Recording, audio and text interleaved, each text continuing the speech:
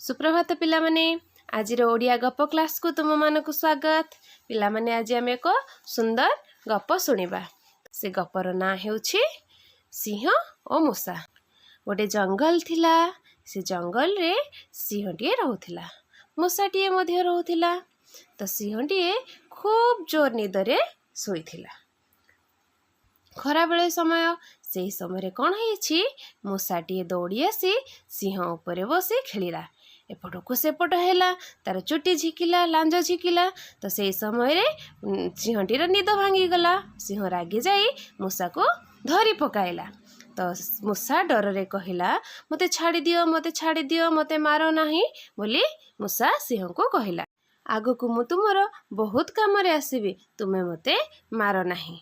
एही बोली कथा सुनी सिंह हसिबाकू लागिला आ कहला एडिकी बकटे ही तू मते आगकू साहाय्य करिबू। मु किए तो जानिछु, मु हेउछि ए जंगलर राजा सिंह। तथापि तते मु छाड़ी देउछि, तते खाइले मोर की भोक मेंटिबो। एहा कही मूषा को छाड़ी देला। आउ मूषा गोटे निश्वास के दौड़ी चलीगला। एमिति केते दिन बीतीगला।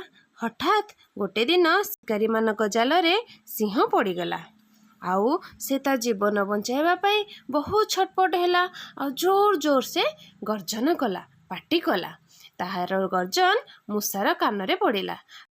मूषा धाई आसी देखिबा बेलकू सिंह जाल रे पड़िछि। तो मूषा सिंह को कहला मु ए जाल को काटिदेवी। आ मूषा जाल को काटिदेला। तापरठू मूषा आ सिंह दुई सांग हेले। पिला माने तुमे ए गपटिरु कौन शिखिल? हाँ पिला माने काहाकू केबे भी छोट भाबिबनी।